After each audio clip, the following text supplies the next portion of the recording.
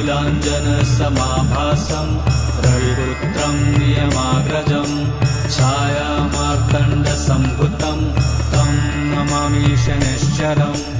नीलाञ्जनसमाभासं रविपुत्रं नियमाग्रजं छायामार्तण्डसम्भुतं तं नमामि शनैश्चरम् नीलाञ्जनसमाभासं रविपुत्रं नियमाग्रजं छायामार्तण्डसम्भुतं तं नमामि शनैश्चरम् नीलाञ्जनसमाभासं रविपुत्रं नियमाग्रजं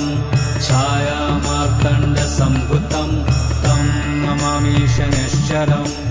नीलाञ्जनसमाभासं रविपुत्रं नियमाग्रजं छायामार्तण्डसम्भुतं तं नमामि शनैश्चरम्